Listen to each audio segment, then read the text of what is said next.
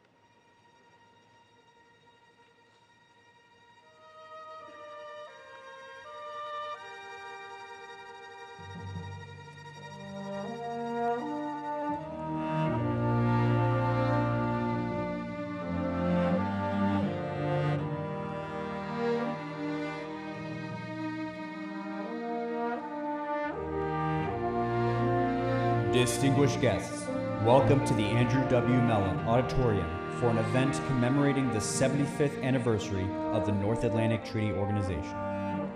Invités distingués, bienvenue à l'Auditorium Andrew W. Mellon, la commémoration du 75e anniversaire de l'Organisation du Traité de l'Atlantique Nord.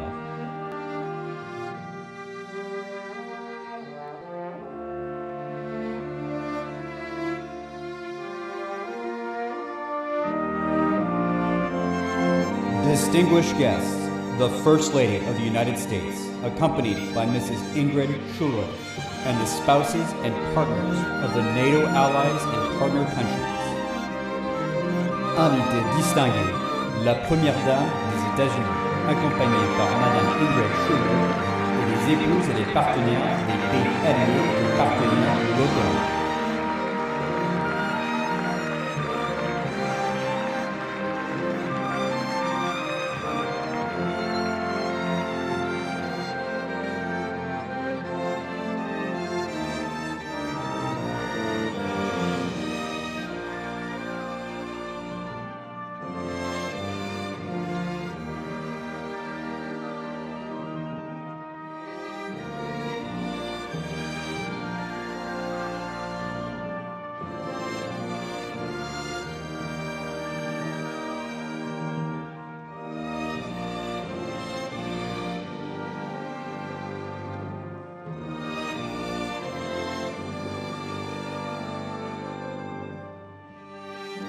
Distinguished guests, the Chiefs of Delegation of the European Union, Ukraine, and the North Atlantic Treaty Organization Indo-Pacific partner countries.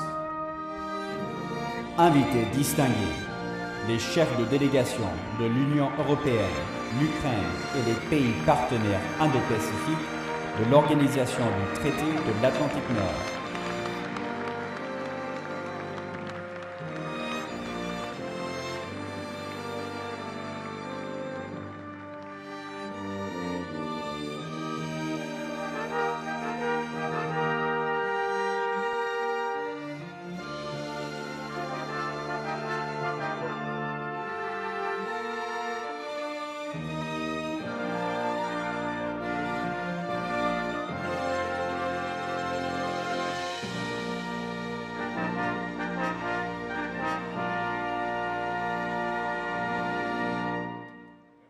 Distinguished guests, the President of the United States, accompanied by the Secretary General of the North Atlantic Treaty Organization and the NATO allied leaders. Invités distingués, le Président des États-Unis, accompagné par le Secrétaire Général de l'Organisation du Traité de l'Atlantique Nord et les alliés OTAN.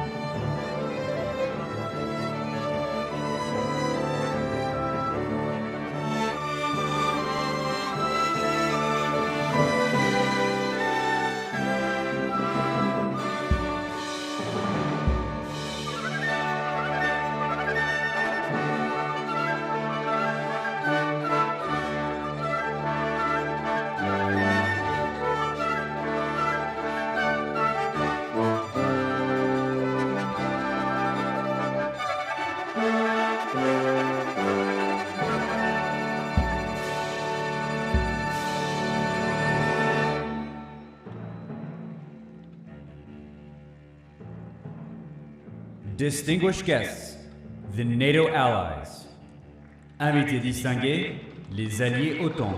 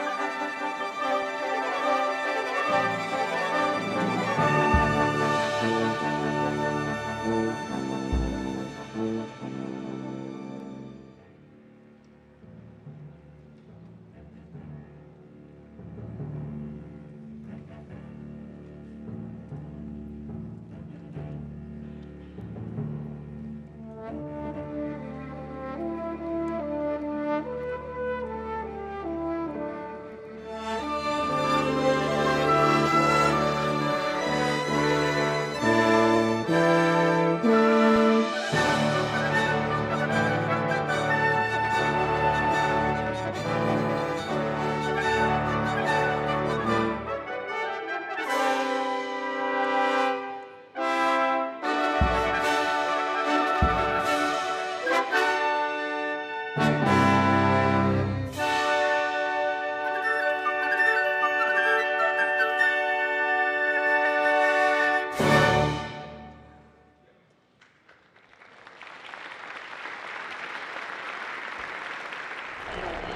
day of days for America and her allies. Celebrations throughout the country at the end of the greatest war in history. In April 1949, 12 nations came together in Washington to sign the North Atlantic Treaty. The Russians had not demobilized. They retained overwhelmingly the largest force in Europe. From Budapest come the first pictures of the battle which has shaken the world.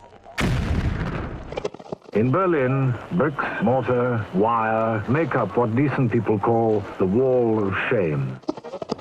More Russian troops were on Czechoslovak soil than were Americans in Vietnam. It appears military forces are crossing the border. A platoon of troops deployed this morning around the main airport in Crimea. President Putin ordered atrocious acts of aggression against innocent people.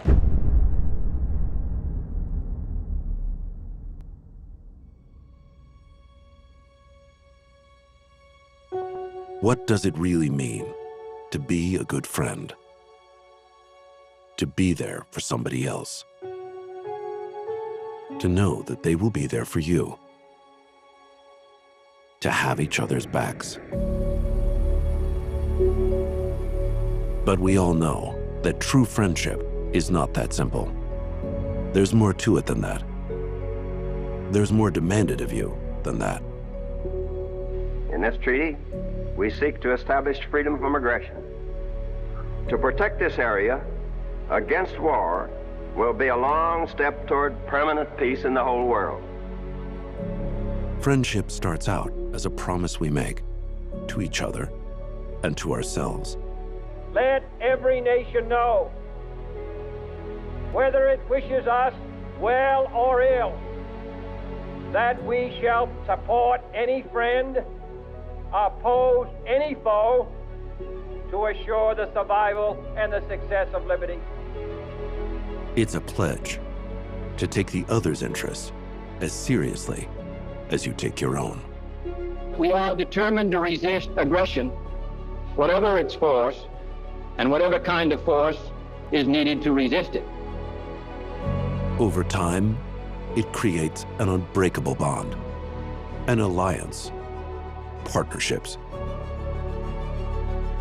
That alliance becomes an identity, an expression of who we are as people. Those partnerships make us all stronger.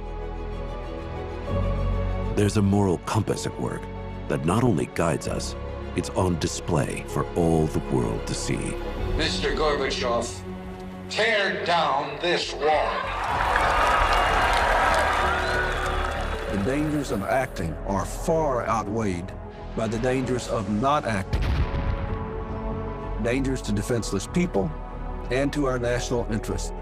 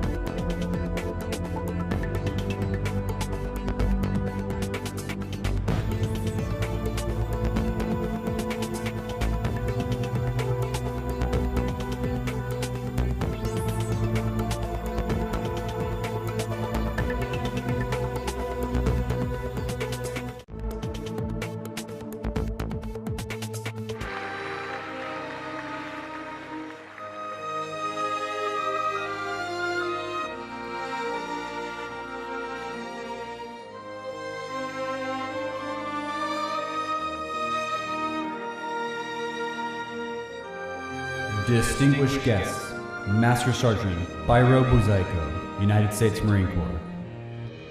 Invité distingué, Maître Sergent Byro Buzaiko, fusilier marin des États-Unis.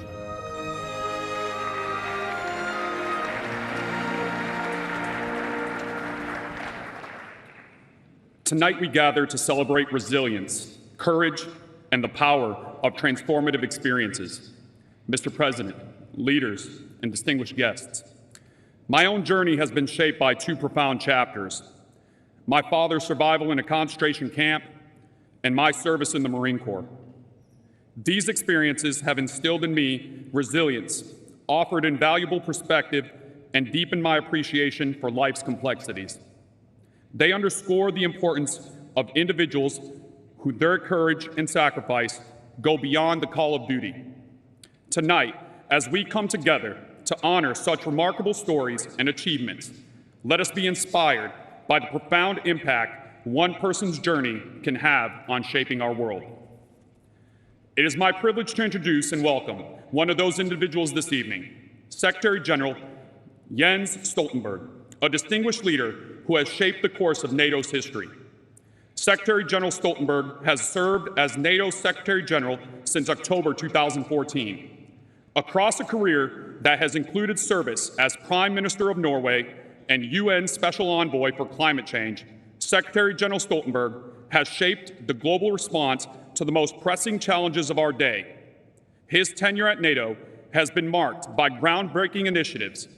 Under his leadership, NATO has implemented its largest reinforcement of collective defense since the Cold War, enhancing readiness to address terrorism, cyber threats, and hybrid warfare. Secretary General Stoltenberg's leadership underscores the importance of unity and commitment among allies, ensuring NATO remains at the forefront of global security challenges. Please join me in welcoming Secretary General Jens Stoltenberg.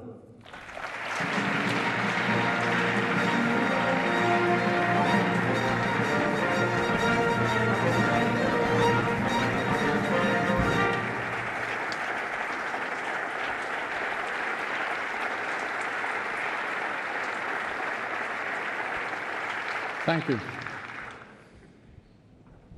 President Biden, heads of state and government, excellencies, ladies and gentlemen.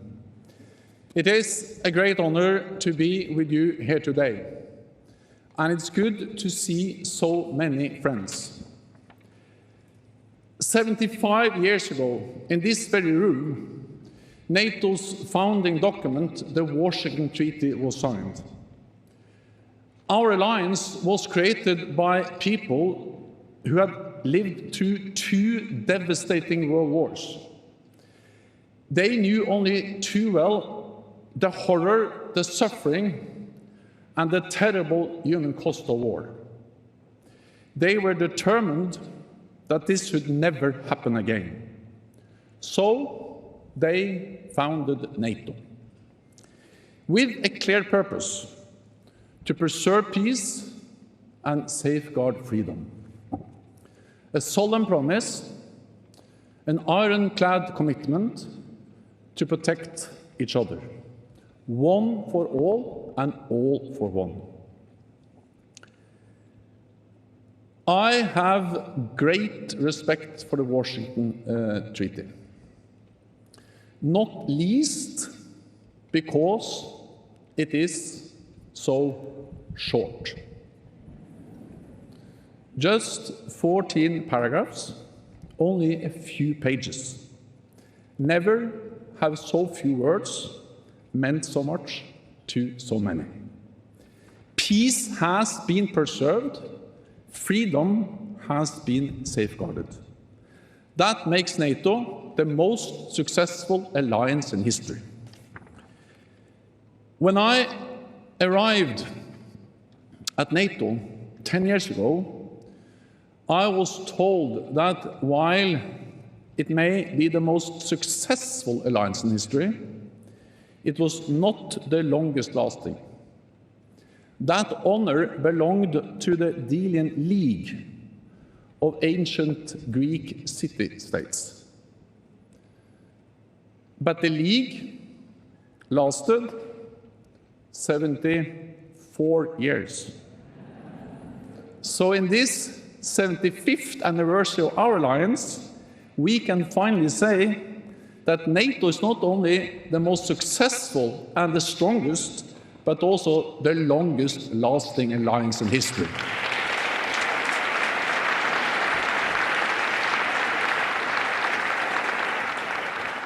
To understand the enduring success of NATO, it is important to recognize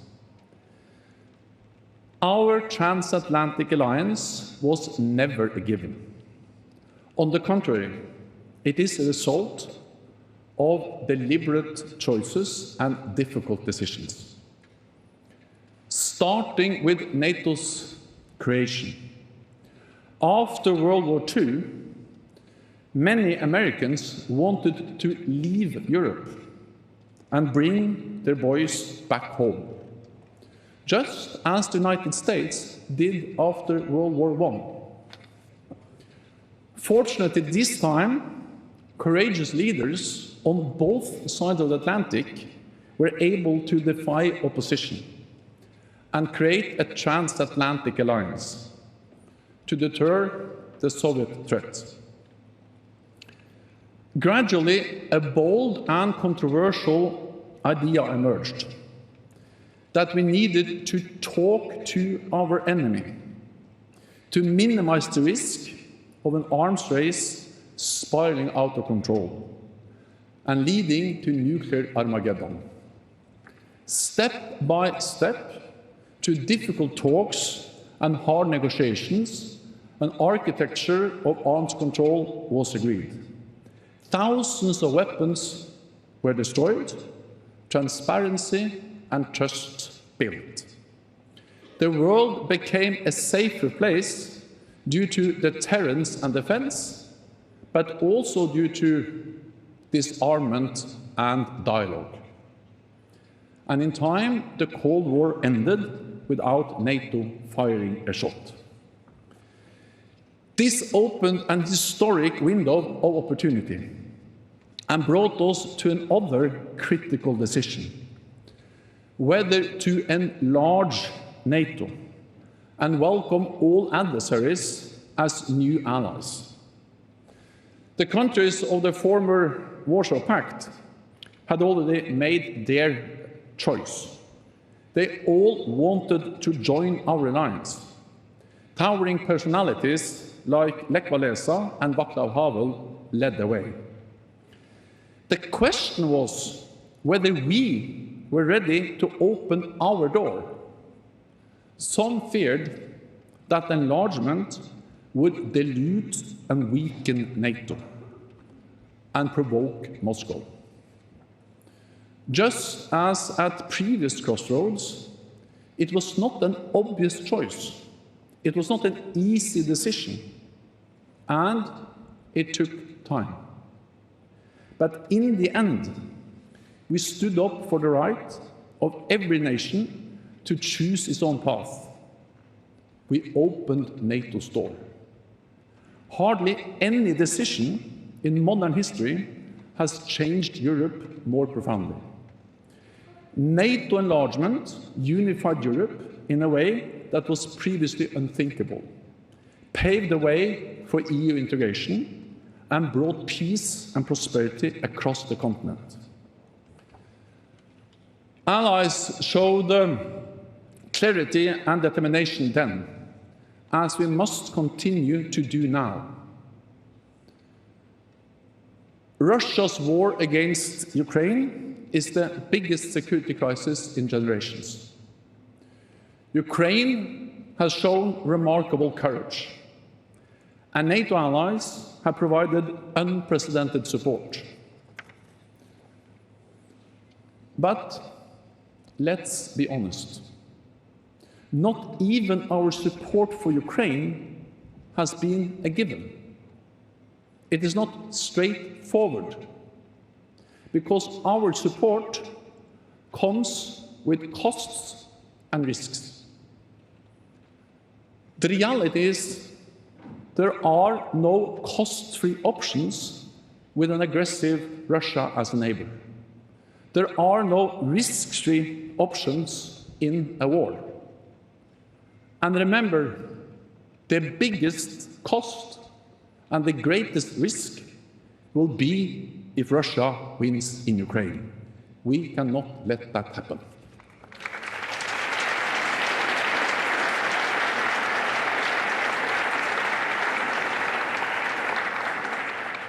Not only would it embolden President Putin, it will also embolden other authoritarian leaders in Iran, in North Korea, and China.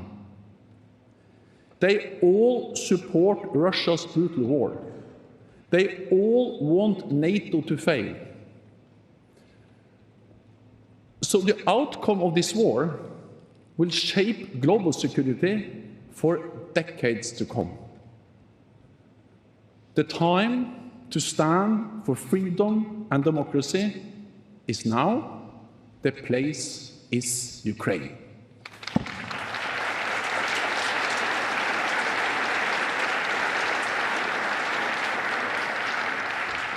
Over the last 75 years, the transatlantic relationship has weathered many storms. We are bound together not only by interests, but also by history, tradition, and values. But our alliance should not be taken for granted. It was not a given in 1949. It is not a given now. And it will not be a given in the decades to come.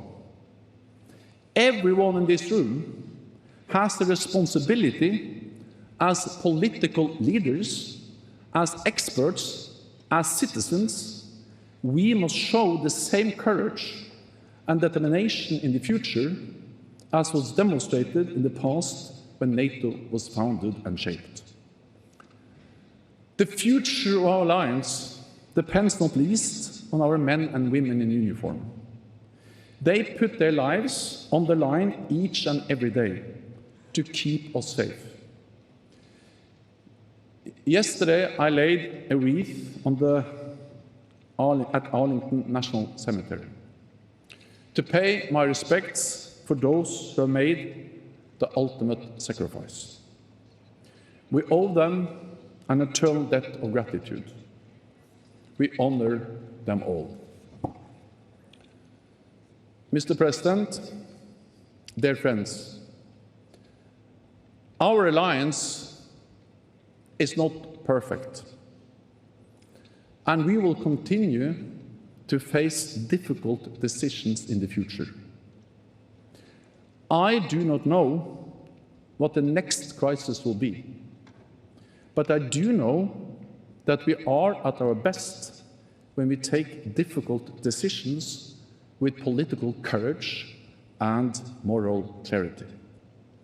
And I know that we are stronger and safer together in NATO. It is good to have friends. Thank you.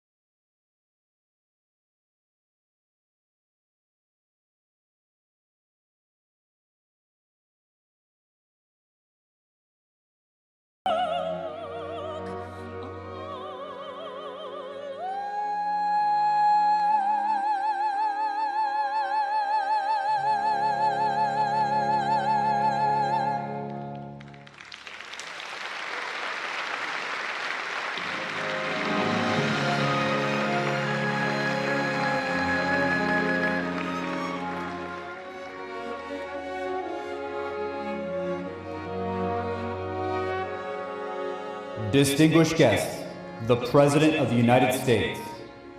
Invité distingué, le Président des États-Unis.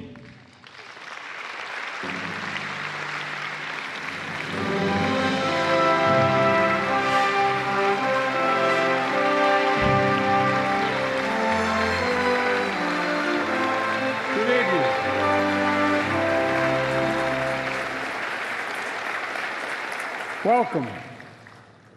In 1949, the leaders of 12 countries, including President Truman, came together in this very room. History was watching. It had been 4 years since the surrender of the Axis powers and the end of the most devastating war the world had ever known. Here, these 12 leaders gathered to make a sacred pledge to defend each other against aggression, provide their collective security, and to answer threats as one, because they knew to prevent future wars, to protect democracies, to lay the groundwork for lasting peace and prosperity, they needed a new approach. They needed to combine their strengths. They needed an alliance.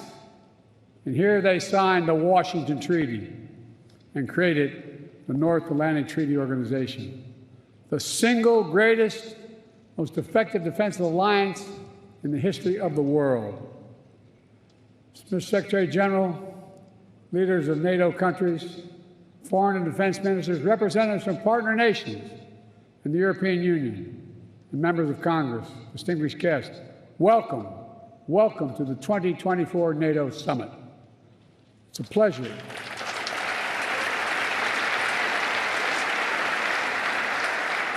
It's a pleasure to host you in this milestone year, to look back with pride at all we've achieved and look ahead to our shared future with strength and with resolve.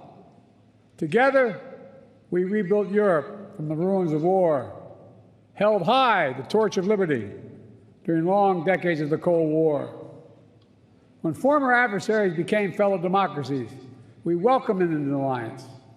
When war broke out in the Balkans, we intervened to restore peace and stop ethnic cleansing.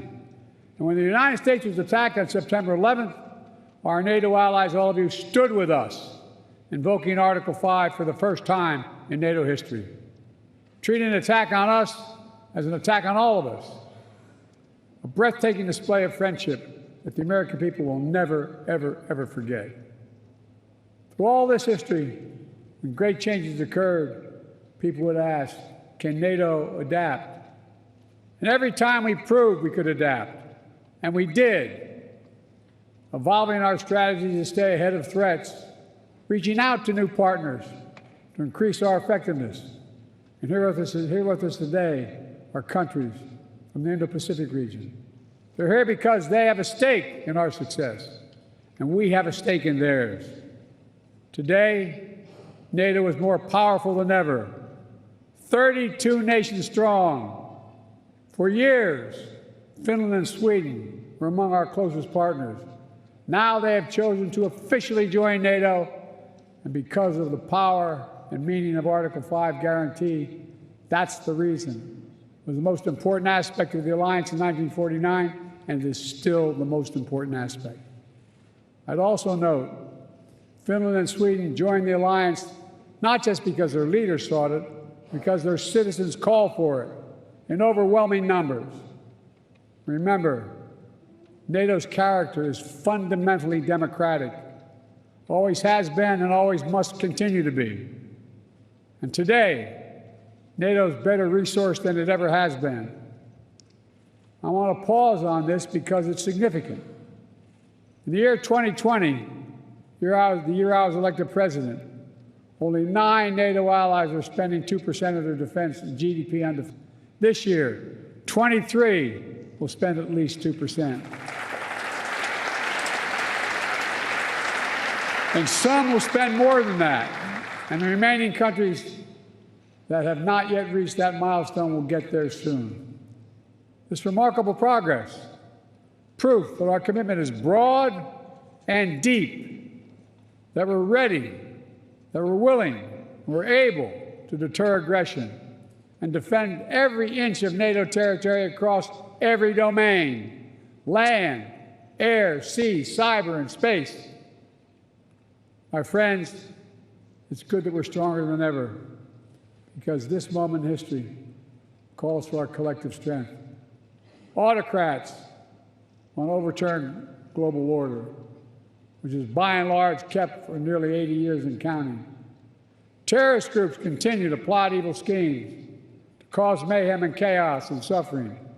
In Europe, Putin's war of aggression against Ukraine continues, and Putin wants nothing less than Ukraine's total subjugation, to end Ukraine's democracy, to destroy Ukraine's culture, and to wipe Ukraine off the map. And we know Putin won't stop at Ukraine. But make no mistake, Ukraine can and will stop Putin.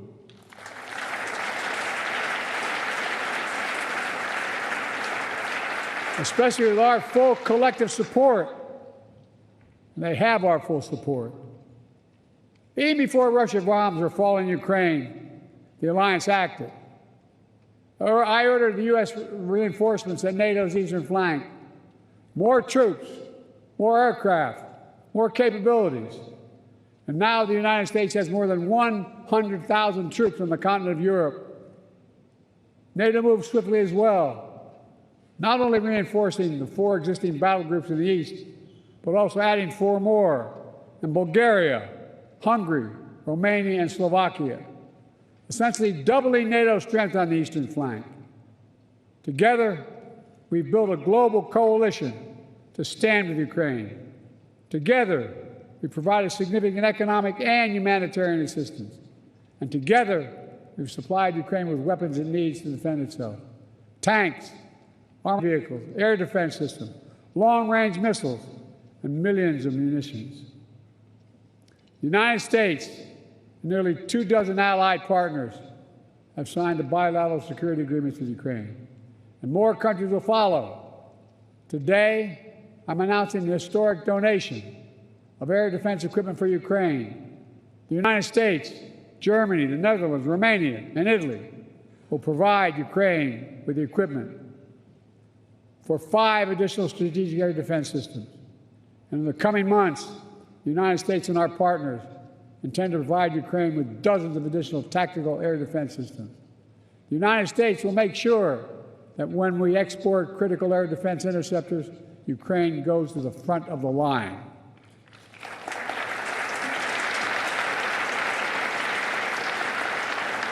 They will get this assistance before anyone else gets it.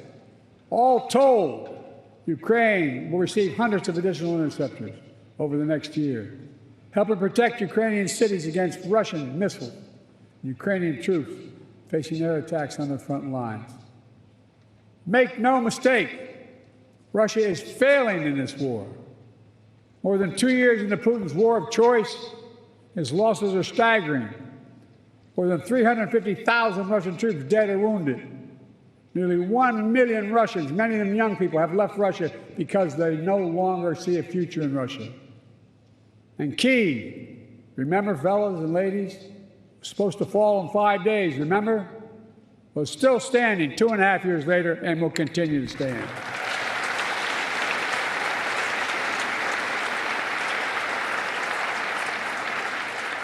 All of the allies knew that before this war, Putin thought NATO would break. Today, NATO is stronger than it's ever been in its history. When this senseless war began, Ukraine was a free country. Today, it is still a free country. And the war will end with Ukraine remaining a free and independent country. Russia will not prevail. Ukraine will prevail. Ladies and gentlemen, this is a pivotal moment for Europe, for the transatlantic community, and I might add for the world. Let's remember, the fact that NATO remains the bulwark of global security did not happen by accident. It wasn't inevitable. Again and again at critical moments, we chose unity over disunion, progress over retreat, freedom over tyranny, hope over fear, again and again we stood behind our shared vision of a peaceful and prosperous transatlantic. Here at this summit, we gather to proclaim NATO is ready and able to secure that vision today and well into the future.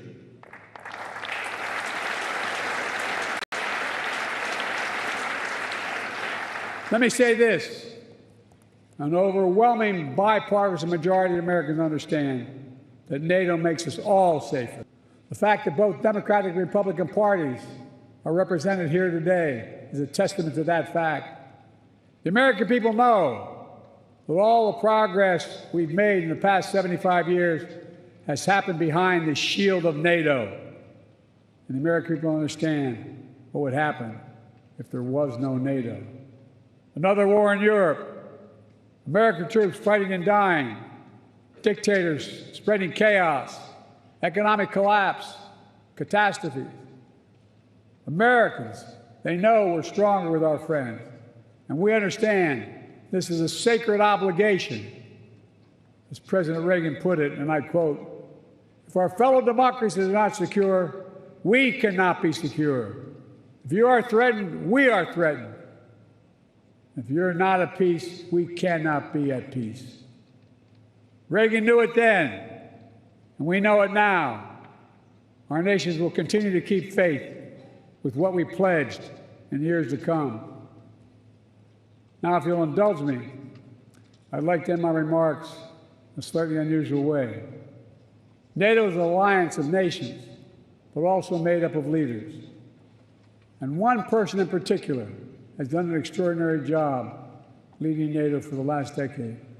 Secretary General Stoltenberg, would he come forward?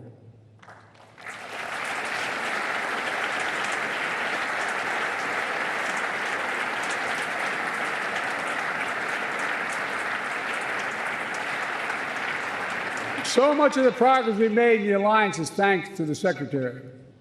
He's a man of integrity and intellectual rigor, a calm temperament in a moment of crisis, a consummate diplomat who works with leaders across the political spectrum and always finds a way to keep us moving forward.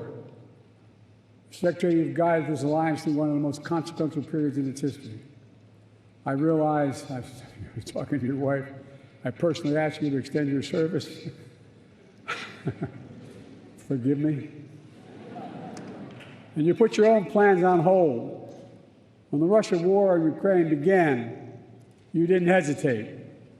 Today, NATO is stronger, smarter, and more energized than when you began. And 1 billion people across Europe and North America, indeed the whole world, will reap the rewards of your labor for years to come in the form of security, opportunity, and greater freedom. For these reasons, I'm pleased to award you the highest civilian honor the United States can bestow, the Presidential Medal of Freedom. Ask the military to come forward.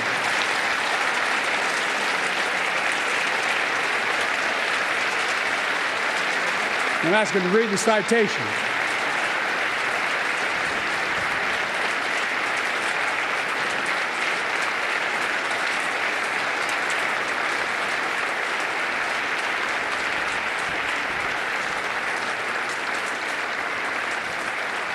The President of the United States of America awards this Presidential Medal of Freedom to Jens Stoltenberg. A visionary statesman and ceaseless defender of democracy, Secretary General Jens Stoltenberg has guided the NATO alliance through the most consequential decade for European security since World War II. When Vladimir Putin launched his brutal assault on the people of Ukraine, betting that NATO would break, Secretary General Stoltenberg proved him wrong. Under his stewardship, NATO has become stronger and more united than ever, and Americans for generations to come will benefit from the safer world he helped create. He demonstrates that the core truth of the alliance is as powerful now as it was 75 years ago. Together, we are stronger.